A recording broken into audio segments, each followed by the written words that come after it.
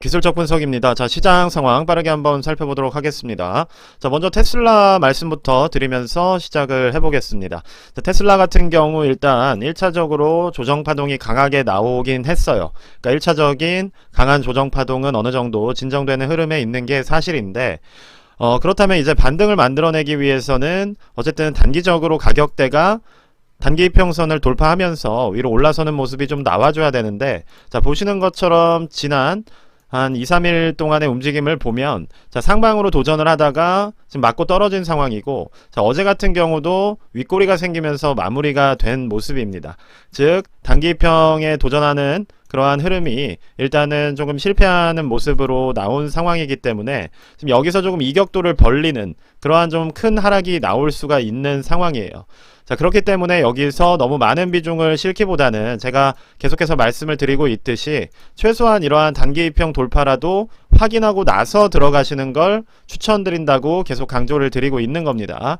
자, 많은 분들이 지금 테슬라를 보유하고 있다고 한다면 상당히 짜증나는 구간일 거예요. 뭐 유튜버들은 뭐 오른다 떨어진다 계속해서 뭐 얘기가 갈리는 상황이고, 자, 그럴수록 결국 원칙 대응이 가장 편안하다는 겁니다. 그러니까 우리가 이 흐름을 미리 예측하는 게 아니라 지금 상황이 어떤지를 확인을 하고, 기본적으로 봤을 때 데드크로스가 나와서 지금 하방부로 내려가고 있는 상황이기 때문에 매수하기에 적절하지는 않다는 거예요. 지금 매수를 하기에 좋은 구간이 아니어서, 자, 이렇게 좋지 않은 구간에서 매수를 하게 되면 결국 그게 스트레스가 되는 겁니다. 그러면 팔고 나와야 되느냐? 그래서 제가 드렸던 말씀이 일단 매도할 수 있는 주요 사인 구간으로 232달러를 드렸던 거예요. 왜냐면 여기서 매도를 하셨다고 한다면 그래도 20% 이내에서 다 정리가 가능하기 때문에 그러한 말씀을 드렸던 것이고, 자, 이 타이밍을 놓치게 됐다면 지금은 장기 보유를 하게 되는 그러한 흐름으로 움직이게 되는 겁니다.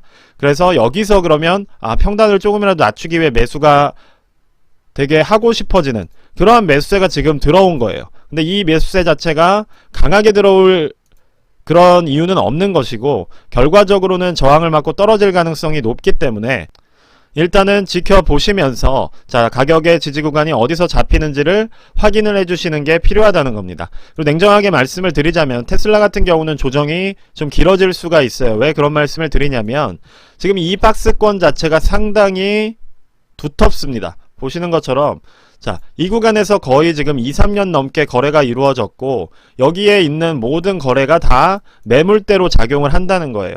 그러니까 많은 분들이 이 위에서 거래를 한 경우가 많기 때문에, 자, 이렇게 싸게 사신 분들은 뭐 수익 실현도 하고 그렇게 되겠지만, 결국 장기 보유 흐름으로 가져가신 분들은 지금 여기에 매물대가 많이 쌓여 있을 가능성이 높다는 겁니다. 자, 그렇기 때문에 여기서 반등이 나와서 이걸 다 한 번에 뚫어버릴 만한 에너지를 만들기가 쉽지 않을 수 있다는 거예요. 정말 강력한 호재가 아니라면 시간이 걸릴 수가 있고, 만약에 이 매물대를 계속해서 맞고 떨어지는 흐름으로 시장이 움직이게 된다면 그때는 조정이 좀 더 큰 폭으로 나올 수가 있다는 겁니다. 자, 100달러까지도 충분히 찍고 올 수가 있는 흐름이기 때문에 그러한 부분들에 대해서 리스크 관리와 대비가 필요하다라고 말씀을 드리는 거예요.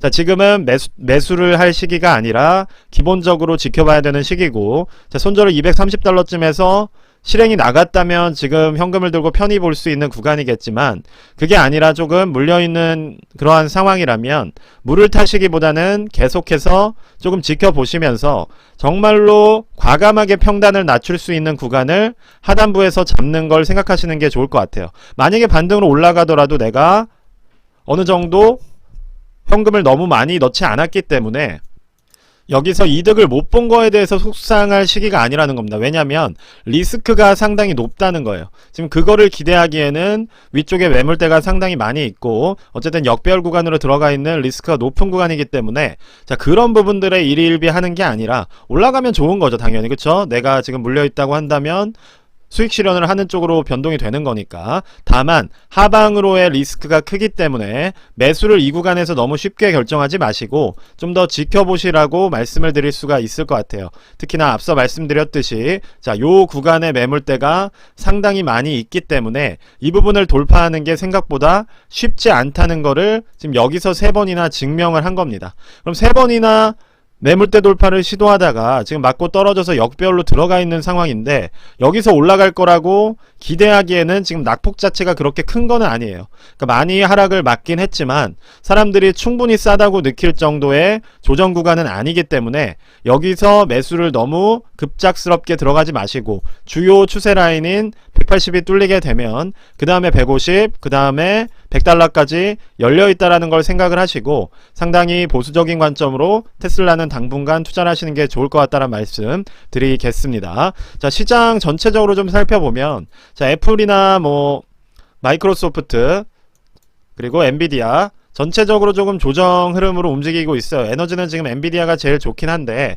자, 보시는 것처럼 이러한 단기평을 뚫고 내려가는 종목들이 지금 많기 때문에 전체적인 나스닥 지수를 보더라도, 자, 계속해서 단기평 위쪽에서 움직이다가 지금 이 부분이 돌파되는 모습이 나왔습니다.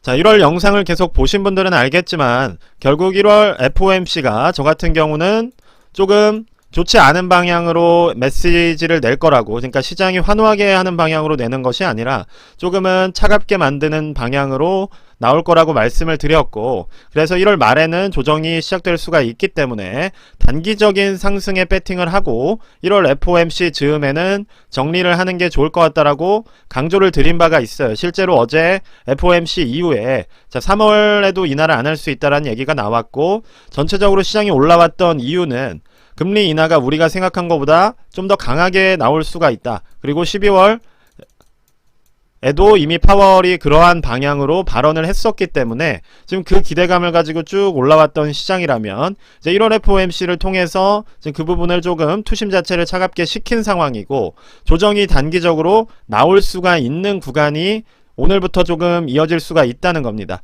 자, 그렇기 때문에 지금 매수를 막 하려고 노력하시는 게 아니라, 어쨌든 내가 장기 투자라고 한다면 지금을 매수 기회로 보시기보다는 조금 더 시장을 지켜보는 흐름으로 관망을 해주시는 게 좋을 것 같아요.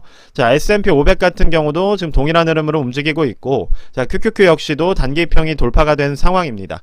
자, SOXX 역시도 단기평이 돌파가 되고, 자, 어제 조금 상승 만들려고 하다가 윗꼬리가 조금 잡혀있는 모습이기 때문에 전체적으로 투심은 단기적으로 하방을 향할 가능성이 높다는 겁니다. 자, 그래서 지금부터 뭔가 매수를 들어가기보다는, 왜냐면 조정의 초입이기 때문에 조금 더 지켜보시면서 대응을 하는 게 좋을 것 같아요. 자, TQ나 SOXL 역시도 원지수 흐름을 그대로 따라가고 있기 때문에 그런 부분들에 대해서 어느 정도 대비를 해주시는 게 좋을 것 같습니다. 자, 독일 지수 역시도 단기적으로 반등 만들어내고 지금 단기 반등이 조금 하방 추세에 맞고 떨어지는 모습이 나오고 있어요. 그럼 독일 지수 역시도 조정 흐름으로 바뀔 수가 있기 때문에 전체적으로 지금 시장은 단기적인 조정 국면으로 들어가고 있다라고 판단을 해주시면 될 것 같습니다. 지금 채권 금리 같은 경우도 상당히 더 빠질 것 같은 느낌을 보이고 있기 때문에 오히려 채권 가격은 좀 단기적으로 반등을 할 수가 있다는 거예요.